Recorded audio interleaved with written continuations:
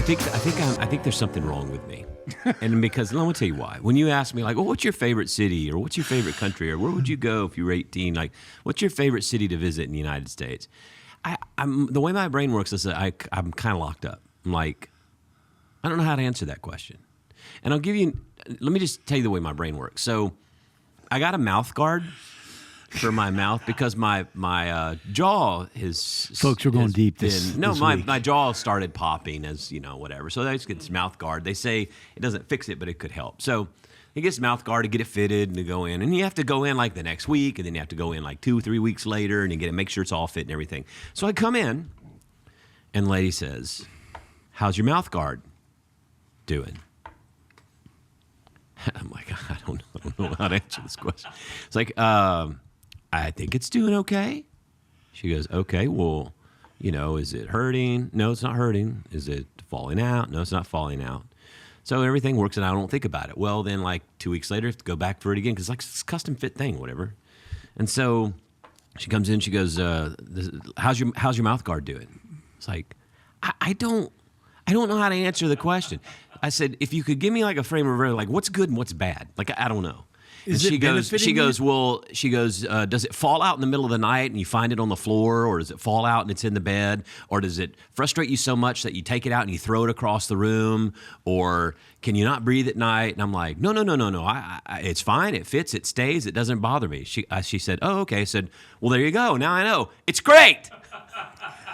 So the doctor comes in and goes, so, hey, how's your mouth guard going? I know how to answer the question now.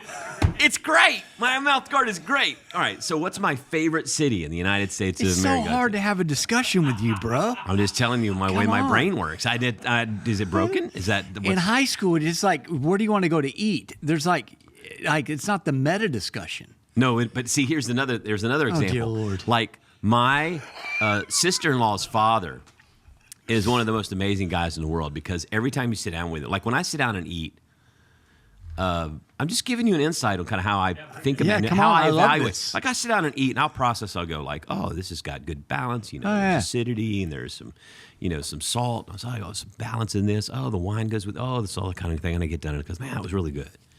But my sister-in-law's father, every meal he sits down and he eats, and he goes, oh, this is the best steak I've ever put in my mouth. Oh, this best potatoes I ever had. And then at the end, he's like, this is the best meal I've ever had in my life. And I'm like, you just said that last night. Did he serve a lot of time, like in the TV? No, but I'm just telling you, but I will tell you, I love that about like people. He's just in the moment. Like my daughter's kind of like that. She's like, oh my gosh, so good. And I'm like, I never in my life have eaten something. Never in my life. It says something about me. All right, can we just, this would be therapy day. Yeah. Never in my life, in 55 years, have I ever put something in my mouth and gone, oh my God, this is so good. Really? Never one time. Well, so I've said, oh, this is good. Like, I mean, it's cappuccino or whatever this is, latte. It's good. This cappuccino's okay, but it's not like the time when I was vegan for years, and then with you made me a steak. Reverse your steak. Right, in the you made cast a reverse, and yeah. And you did. You were like, it was more.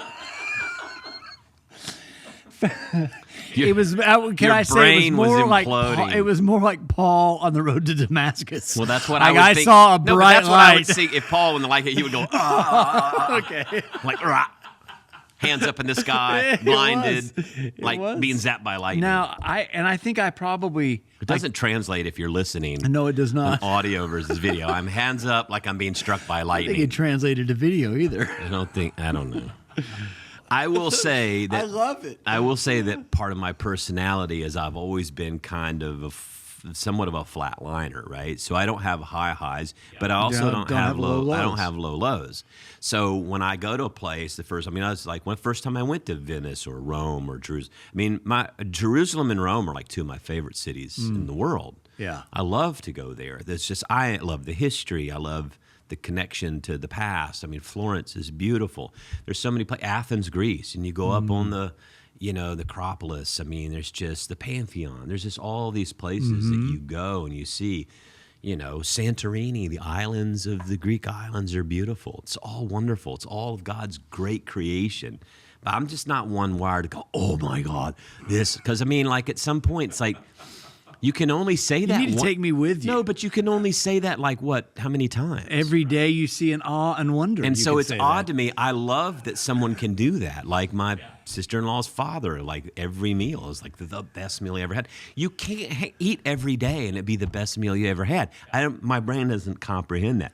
But I wish that I could do that. Just makes me wonder, what's the other side of that look like?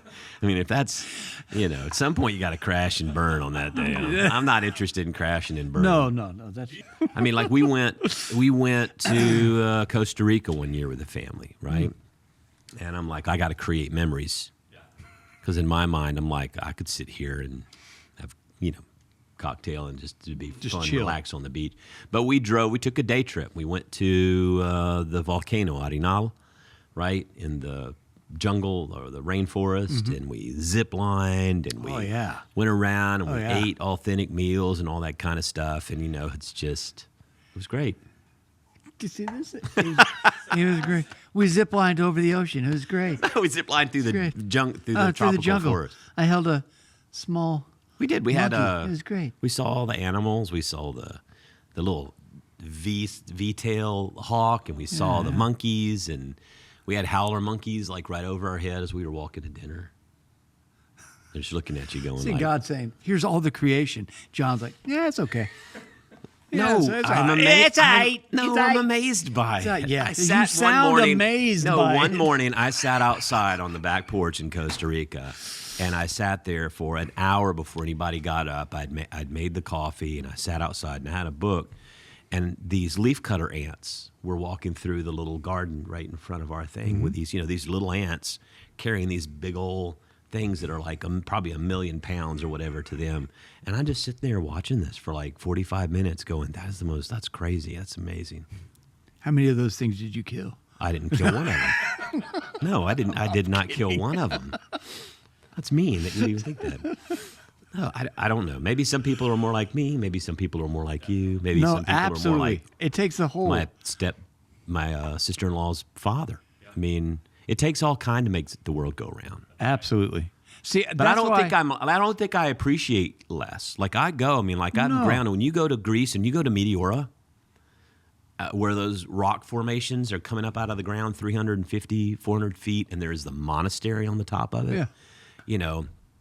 I can sit there on that rock and go, wow, that's amazing. This is why I think it'd be fun to travel with you, because I think apparently it would be misery to travel with me. No. What did you think of If the I could monasteries get you- on top of Meteor? Yeah, it's okay. It's all right. Yeah. It's all right. I've seen a house before. It's not IHOP on I-10, but whatever.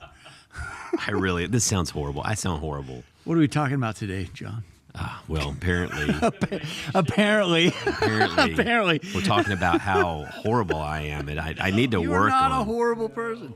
I'm just saying, if we were to travel together, my first video from Spain, I'm going to send you and balance each go, other. this is the most awesome trip I've ever been.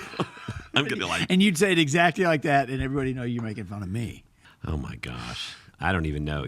This is what happens. We were going to have a guest today, and they were sick and not able to come, and so then, you get this. This is where you should just replay an old episode. We can. This may never make it out of the box. So there were a couple things that I always kind of look around and get curious about stuff that's going on, stuff that kind of, as I'm reading in the morning, when apparently I'm not very fascinated by God and creation. But I was reading an article. So there was a study done recently by Barna. We're not going to talk about this very long. So, but I thought it was interesting. It just popped up on my thing. It said that so often Christians in America, or people of faith in America, like when they're building a new church or starting a new church or all that, everybody thinks that it has to be hip, look like a mall, or look like a restaurant, or there was this thing, they want to look like the inside of I don't know, like a warehouse. Oh, right. That's the thing, right? How many churches have you gone in? It's got the warehouse look. what do you call the planks on the side of the wall, the shiplat, or the exposed beams, all that kind of stuff. And there was this thing done with this architectural firm, but also 2,000 different representative sample of 2,000 Americans questioned about architecture and sacred spaces. And basically what happened is they said when Americans close their eyes, they can picture what a church looks like. And what's interesting is even if they never attend church, they have a preconceived notion of what a church should look like. And they have a preference for what they think a church should look like. 90% of Americans, whether religious or not religious, said that a church should be easily identifiable as a church, and it should reflect the beauty of God, and it should have some traditional kind of feel and element to it, some weightiness to it. It was only about 28% said, well, as they ask other questions, 90% said should be easily identifiable, and then 80% said should reflect the beauty of God, and then like 70+% said it should be traditional. 20-something percent said they want a trendy space or a modern space. Now, these are non-church people too. And I thought, what does that say? Now he's going to ask me, have you ever walked into a church and you just went, wow, this is the most beautiful church? Yeah, I've been to Notre Dame. It's tight. I mean, I will tell you, one church that I went in that I was very, very impressed with was St. John's Cathedral in Savannah, Georgia, which is it's the cathedral of the diocese there. Yeah, and it's beautiful. What's really interesting about it is you go in and all along the sort of this, have these different levels of sort of cupolas and sort of then ultimately the Christ, the Pantocrator, what do they call it? The Pantocrator, right? You know what I'm talking about? Of course. It's an Orthodox. Oh, come on. Yeah, in the dome. No, it's like the Christ in the center. Yeah. Right? Christ of creation, of all and the center of the whole thing goes up to Christ. But around, you go up to these levels, and they finally get like the closest are the 12 disciples and Mary as you get farther away. But they have all the martyrs. And it's all these icons and pictures and paintings of all these people like holding their head in their hand under their arm, or some guy who's like walking around with a spear and his guts are all falling out, and one guy who has no arms and no legs, and he's on one guy who's crucified, on a stake upside down. And so you're going around, and so when you take a group like a confirmand group, it's like, okay, well, what do you notice? And all of a sudden they go straight to all the dead people, all the gore. Like, what's all the murdered people for? It's like, those are the martyrs. And he's like, 'cause each one is like a specific martyr. Person. I'm not steeped enough in Catholicism iconography to be able to tell you who they are. But yeah, there's like a knight with his head chopped off, and then there's a holy looking dude with, his no hands legs. in his feet. One of them's tongue is cut out and all this kind of stuff. And these are all people who died for the faith. Now, I thought that was very cool and impressive, the whole architecture. Yeah. But that was one of those places where you go to churches in Europe, or in Jerusalem particularly, but in Europe and Italy, and these churches are just breathtaking. And they're so gilded, and they sort of draw you up to heaven. And so when these 80% say it should reflect the beauty of God, I've always through the years people have said, why does the church have to have fancy brass expensive candle holders, or fancy brass offering plates, or some real expensive fancy golden brass jeweled cross? Why can't they sell all that and give it to the poor?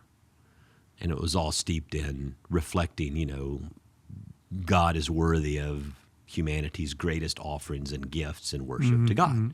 That was because it was sort of based or rooted in that.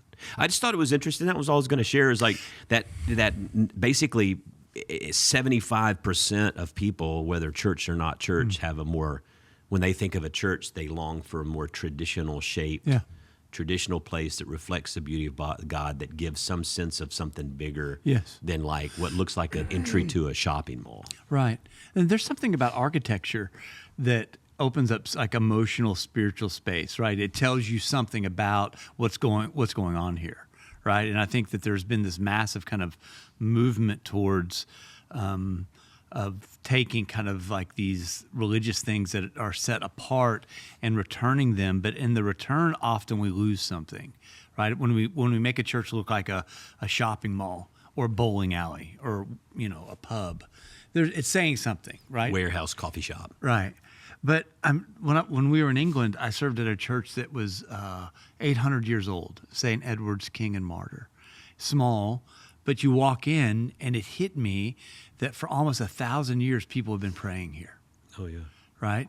And that you know exactly what this space is for. And there's something about it that draws you into, like, the architecture, the space does something that not being in that space doesn't, right? And so I think that there's something about there is an architectural space in our heart that represents something. It's a symbol of something, right? And so when there's really good architecture in a church, I mean, the first time I ever walked into Notre Dame, I broke out in tears. There was something happening there that I couldn't put my finger on. It wasn't just beautiful. It was beautiful. It is beautiful, but it was something else that was happening there that I was like, oh, this is getting at a longing in my heart that no other space I've been in does. And so there's, it's humanity's attempt to kind of reflect transcendence through some physical means. Yes. So when you go in these places and the ceiling reaches, points you, draws you up into heaven. Yeah. And like if you've ever been to the singing church in Jerusalem, right, where you sing and it echoes. Oh, yeah. It's designed Comes acoustically to sound like you're in heaven as you sing, right? All of that stuff to me is designed to get us to think beyond ourselves. Yes. And that's where you get all the luxurious items is meant not to say we shouldn't help the poor, but to give your best to God. Because you got to think, you're talking about 1,000, 1,500 years before people were really able to read a Bible or really know the story. So the iconography, the pictures, the paintings were the stories, the martyrs. That's how you learned of the martyrs. Right. Saint so-and-so of so-and-so was the guy who got his tongue cut out because he wouldn't revoke Christ. And, Saint so-and-so, the knight, who got his, in Prague at the big church there, there's the guy, the soldier, the knight who was killed, and his remains are still in the thing over there. Everybody has a story. It's how they've given themselves to God's service, I think it's pretty cool. So, yeah, I mean, when I go in churches, I'm like way more like, wow, than going to, Venice. Venice is cool. Yeah. Or like, that's the best meal I've ever had. Churches are a place when you walk in, there's just something inside of you that goes, wow, that's cool. But not in a screamy way, just kind of in a grounded way. Yeah.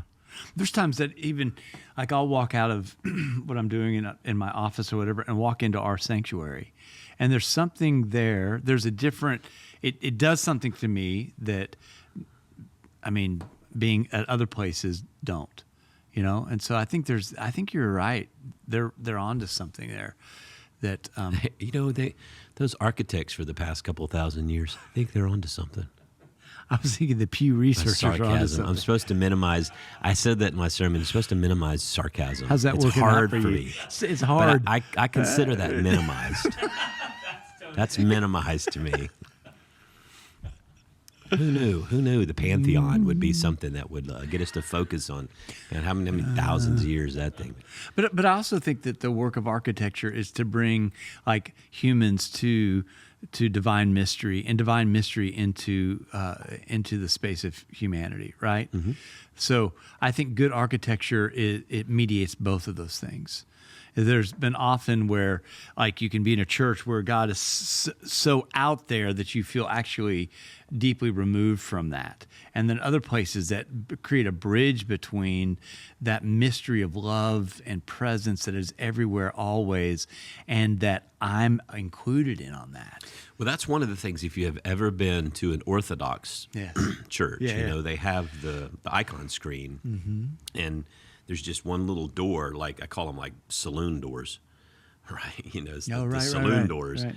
And the priest, the altar is back behind the icon screen. Happens. All the good stuff's going on back there. All the magic. The priest, and you can't really see what's going on. You can kind of see through the little thing, right? He's moving and a bell's going off occasionally. Yeah, there's stuff happening. There's smells. Smoke's coming out of that thing. It's like it's like God's kitchen. But there's something very mysterious about that. Yeah. You know, and if you think about, I'm always struck by that. Very mysterious and uncontrollable and unknowable about God. Yeah. That goes back to, I think it was Walter Brueggemann's. Sorry. Got a little excited, didn't you? I did. There's a scripture, is it in Exodus?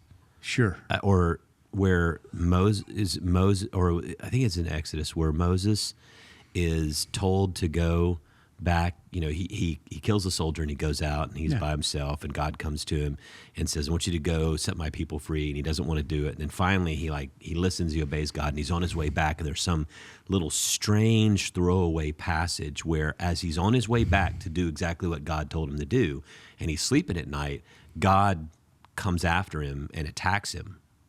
And his wife has to fight God off. And she has to there's something about clipping his foreskin that has to appease God. No, it was really strange.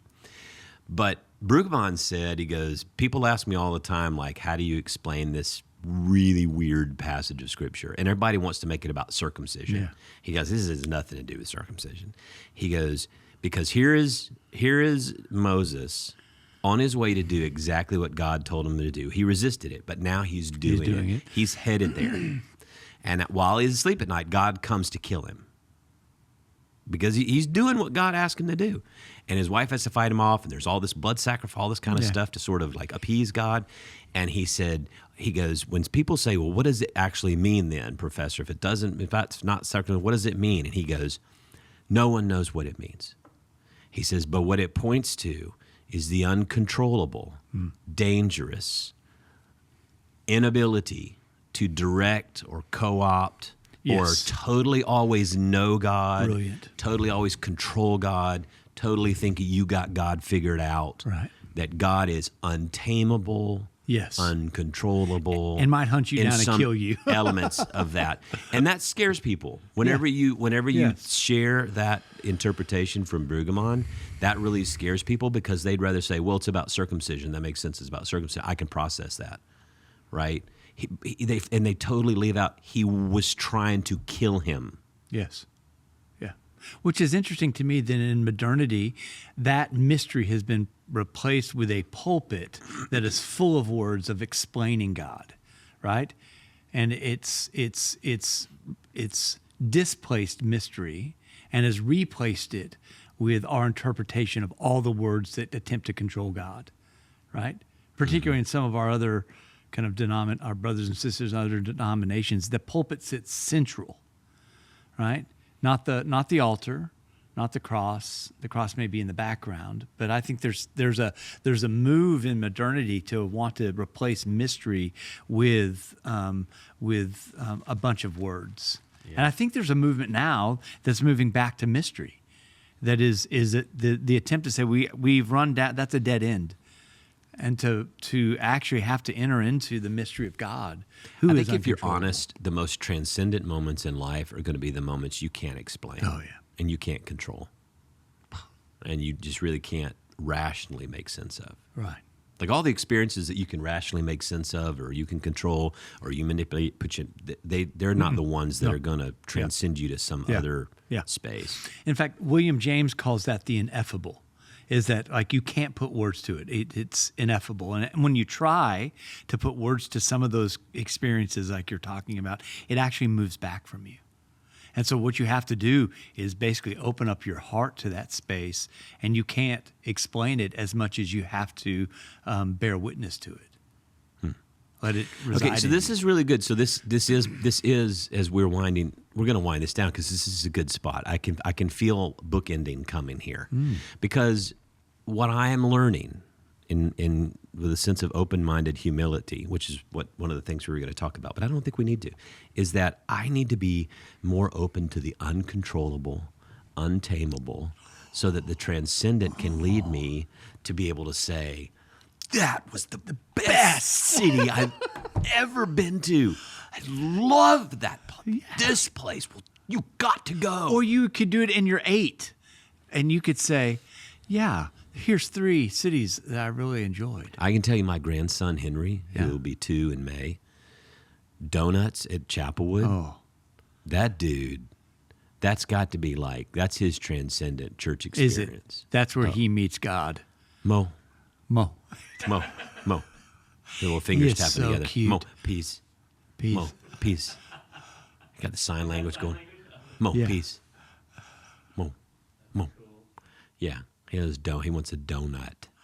No, I like the lesson on transcendence. It fits with the architecture. There's Yeah. something to that. Yeah. I think that it's churchy people, especially like in the move, church move in the last 50 years or 40 years or 30, whatever it is, that went on this whole thing's like we have to be less churchy to reach You got to make people. it like a coffee shop or your living room. Yeah, we got to make it. It can't feel like church. And what happens is then you remove the transcendence, Yeah. which is kind of the whole point. Yeah. Like the first time I ever walked into St. Paul's in Houston. Beautiful church. Yeah, you realize, like there's a sense in which, I'm not pulling out a football and saying go long. Yeah, you're not wiffle balling in mean, that sanctuary no. like I used to at a. No, that you could at Home run Elevate derby. Church or whatever Yeah. I don't know if there's an Elevate Church. I'm just There's saying. always an Elevate church. But a warehouse church, like you're not going to do that there. You're going to. There's a sense in which it summons something else inside of you, right? There's a sense in which, for me at least, there was I want to speak less. I may need to sit. There's something else that's happening here. I think it's a return to mystery, like you said. Well, this is good. I'm gonna really do some prayerful discernment here about working on my. I'm open to input on this. I like you, John. No, I mean I know you like me. No, but it's like the last thing in the world I want to be is Eeyore. I don't want to be Eeyore. I don't think I am Eeyore. no, you're not Eeyore. But now I'm wondering. I'm nervous. It comes through such a But tight it's not going to be filter. authentic to me if next week you go, "Hey John, what was your favorite thing that happened last week?" I'm going to go, "Man, let me tell you, I just had the greatest meal ever. Oh my gosh." That would not be authentic to me. No. That wouldn't be me. I wouldn't No. and I've had some good meals. You have. I've been in a couple of places where we've been eating good meals. Yes. I mean, there's a transcendent steakhouse in Galveston. There is. Well, what do you have coming up in your life you're excited about? We'll wind this down. Well, not a lot, John. It's, Just, oh my gosh, even I'm keel. never going to live this down. I'm excited about Easter coming up, Oh, I am too. Easter would be great. but we have to go through Holy Week first. Yeah. Good Friday. What's so good about that Friday? I love Easter. I do too. I love Easter Sunday. It's a hard, busy Sunday, but man, it's so cool. It's great. Around here, it's beautiful. I like the whole, Good Friday. I like the whole week. Holy Week is just yeah. Make sure you subscribe, like, share with your friend. That always helps the algorithm go up, and it makes sure that as people are pulling stuff up on their social media or their podcasts, it helps us up too. Anything else, we're good? All right, well, I'm John Stevens. I'm Matt Russell. And this is Pod Have Mercy.